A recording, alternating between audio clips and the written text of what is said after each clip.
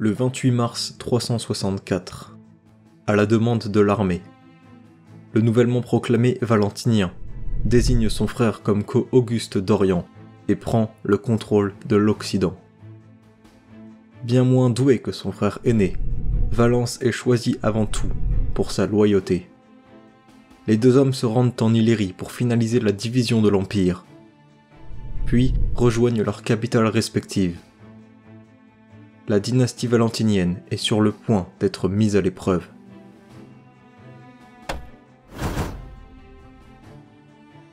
Valentinien, arrivant en Occident, est immédiatement défié par les tribus alamandes lorsqu'elles commencent à piller la Gaule.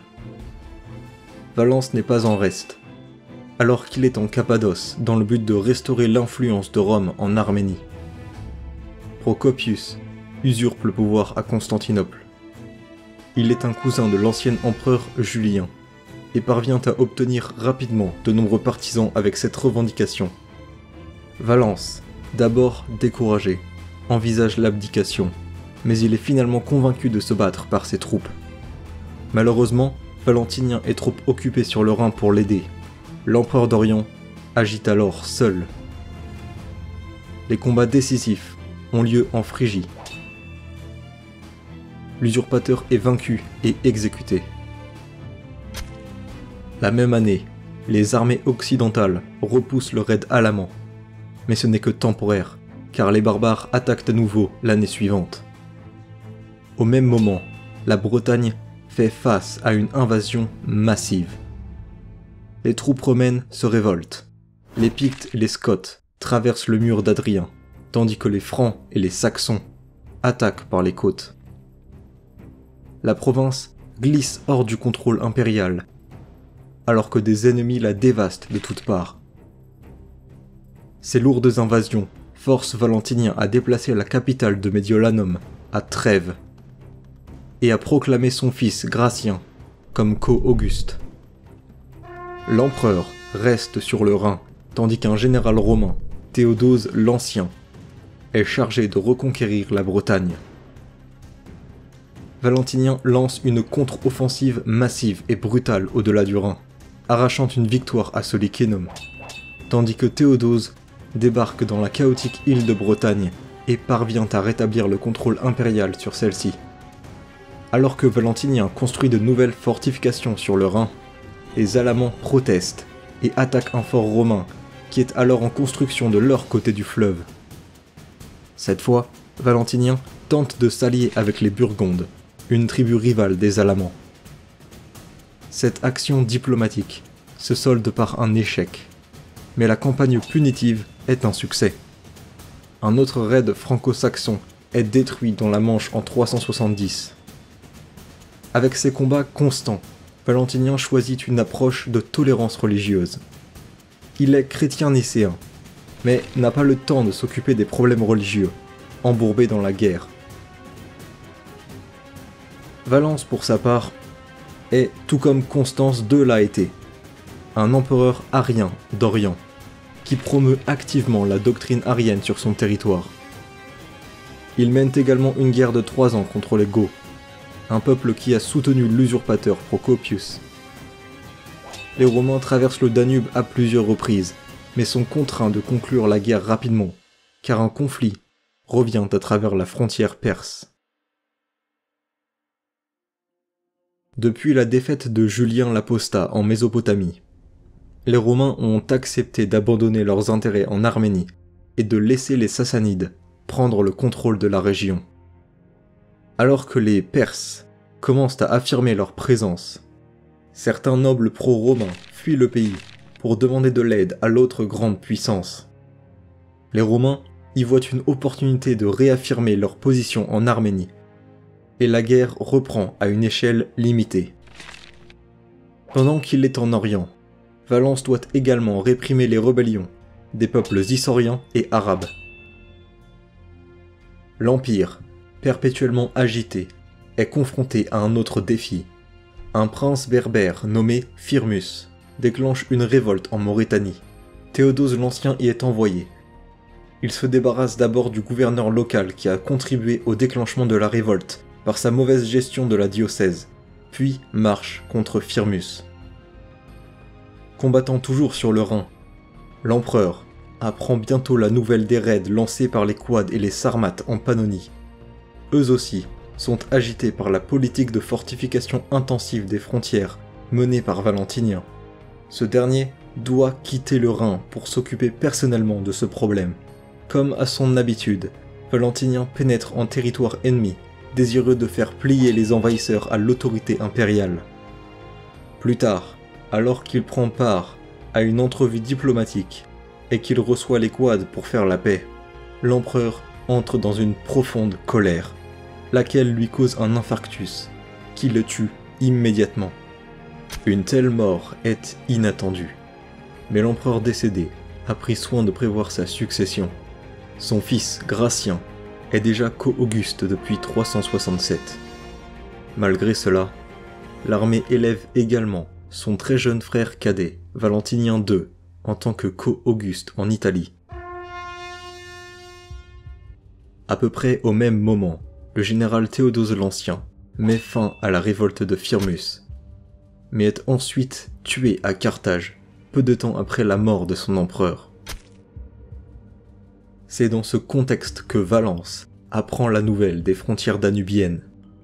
Poussés par une nouvelle puissance nomade appelée les Huns, plusieurs tribus d'Europe de l'Est fuient vers l'ouest, tandis que l'état client du Bosphore est effacé de la carte. Les Goths atteignent le Danube et, cherchant à échapper aux Huns, demandent refuge à l'intérieur de l'Empire. C'est un choix délicat pour Valence. Mais s'il refuse, les barbares forceraient certainement le passage en terre romaine malgré tout, menaçant les provinces des Balkans, alors que la plupart des forces impériales sont à l'est.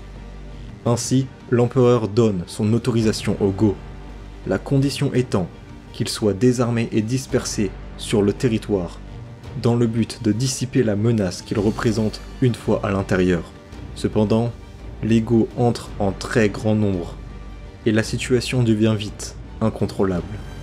Les autorités romaines locales gèrent très mal la situation. Les Goths, sans nourriture et maltraités, se révoltent et commencent à piller la région. Valence sait qu'il doit intervenir. Tout comme quelques années auparavant, quand il a conclu une paix hâtive avec les Goths pour se rendre vers le front perse, il négocie rapidement une trêve avec les Sassanides et marche vers l'ouest pour résoudre la crise gothique. À son arrivée, la situation n'est pas aussi volatile qu'elle aurait pu être. Valence peut attendre des renforts. L'empereur d'Occident, Gratien, a été retardé par une autre invasion allemande, mais ne tardera pas à arriver. Valence, cependant, décide que les troupes qu'il a avec lui sont largement suffisantes, et qu'attendre son neveu n'est qu'une perte de temps. Il avance avec ses troupes vers le nord. Les Romains rencontrent l'armée gothique de Fritigern, qui a pris une position défensive avec des chariots. Des négociations ont lieu entre les deux camps. Fritigern attend secrètement l'arrivée de sa cavalerie, alors que Valence espère probablement une arrivée de Gratien à la dernière minute. C'est à la surprise générale que le combat est déclenché par les troupes romaines du flanc gauche. Et cela sans l'accord de Valence. Cette première action draine bientôt l'entièreté du flanc. L'empereur a déjà perdu le contrôle de ses troupes. L'infanterie des deux camps commence également à se battre. Soudain, un grand contingent de cavalerie gothico-alane entre sur le champ de bataille et frappe le flanc gauche romain. Ce flanc est rapidement vaincu et mis en déroute, ce qui donne la possibilité aux Goths d'attaquer l'infanterie directement sur le flanc. Un scénario similaire a lieu plus tard sur le flanc droit, laissant les soldats romains restants sans aucun soutien. La bataille tourne en bain de sang. En ce jour du 9 août 378, l'empereur romain Valence meurt aux côtés de ses hommes. Cette défaite dramatique a des conséquences directes. L'armée romaine, qui peinait déjà à remplir ses rangs auparavant, se trouve complètement paralysée par une telle défaite. Heureusement, les barbares n'ont aucun équipement de siège à proprement parler et sont incapables de prendre les villes fortifiées. À son arrivée, Gratien trouve les Balkans dans un état déplorable. L'empereur d'Orient est mort, son armée est presque entièrement détruite, et désormais, les barbares pillent jusqu'en Grèce. Le jeune empereur de 19 ans est donc aux commandes de l'ensemble de l'Empire. Rapidement, il décide de choisir un nouvel empereur, Théodose, le fils du défunt Théodose l'Ancien, et un gouverneur local très efficace. Ensemble, ils réussissent à empêcher les Goths d'entrer en Illyrie. Mais les repousser hors de l'Empire est impossible pour le moment. Gratien retourne en Occident pour protéger son propre territoire. Le nouvel empereur d'Orient doit passer quelque temps à Thessalonique pour se remettre d'une maladie. Théodose se révèle être un chrétien nicéen très ferme. Peu de temps après sa nomination, il promulgue l'édit de Thessalonique en accordance avec Gratien et Valentinien. Le christianisme nicéen est désormais la seule religion légale dans l'État romain. Par conséquent, il le restera pour le reste de son existence. L'année suivante, il organise un concile écuménique à Constantinople, dont le but est de renforcer la doctrine nicéenne. D'autres lois et édits sont introduits plus tard, à la fois pour confirmer le concile et pour restreindre les droits des païens, des hérétiques et des apostats. La décennie suivante voit de multiples actions menées contre le paganisme. Gratien et Théodose publient tous deux de nouvelles lois contre cette religion, et l'autel de la victoire est retiré du Sénat de Rome sur ordre de Gratien.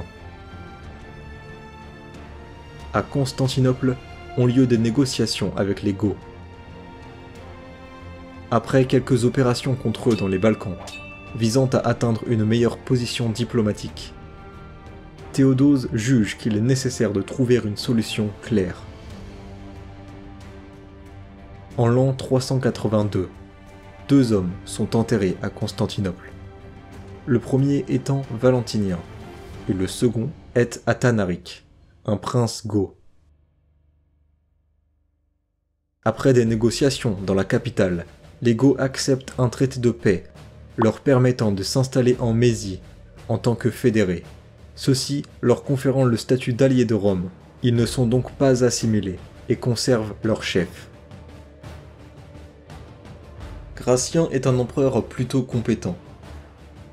Ayant élevé Théodose en Orient et remportant lui-même plusieurs victoires. Mais certaines de ses actions aliènent ses troupes.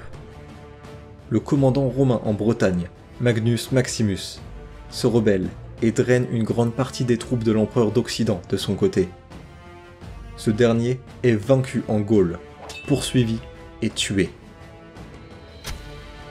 Son frère cadet, Valentinien, fuit chez Théodose, qui propose de cesser les hostilités en échange d'une reconnaissance de l'usurpateur comme empereur légitime. C'est durant cette période que Théodose parvient à conclure une paix claire avec les Sassanides.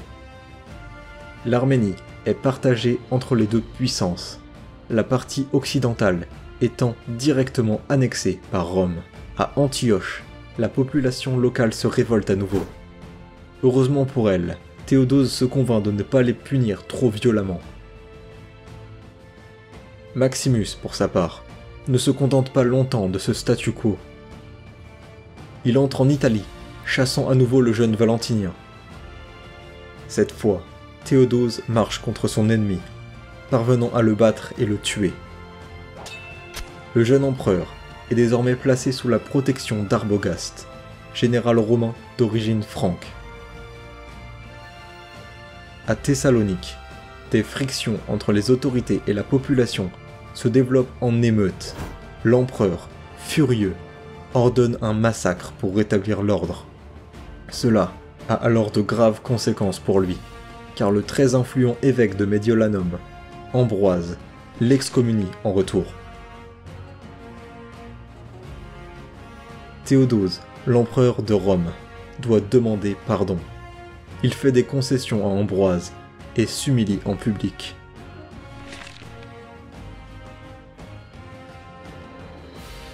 Théodose retourne en Orient à la hâte pour calmer une rébellion des Goths. Ce court conflit implique des hommes qui se trouveront au cœur des événements futurs. Le général romain Stylicon et le roi goth Alaric. Alors que Théodose est de retour en Orient, Valentinien II meurt, probablement poussé au suicide par Arbogast. Par conséquent, le général barbare élève Eugenius comme empereur d'Occident. La guerre civile éclate à nouveau. L'affrontement décisif a lieu à la rivière Froide. Théodose est accompagné par Alaric, le chef des fédérés goths. Des années auparavant, les troupes barbares dans l'armée romaine étaient en effet une norme. Mais les choses changent, car les Goths se battent désormais aussi, en tant qu'entité distincte de l'armée romaine. Aussi présent sur le champ de bataille est l'étoile montante, Flavius Stylicon. Les premiers combats voient de nombreux guerriers goths menés par Bacurius mourir en grand nombre. Finalement, les désertions et les vents favorables conduisent à la victoire de Théodose. Peu après son triomphe, l'empereur montre sa volonté d'installer fermement sa dynastie théodosienne sur les 2 trônes romains, avec ses 2 fils, Arcadius et Honorius. Après cela, sa santé est gravement atteinte, et il confie donc à son bras droit, Stylicon, la régence de son fils, Honorius. Théodose meurt quelques jours plus tard.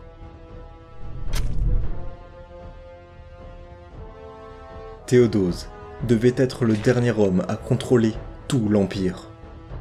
Malgré le fait qu'il ait quelque peu résolu la crise gothique, les conséquences de la défaite de Valence à Andrinople se manifesteront encore plus à l'aube du 5e siècle.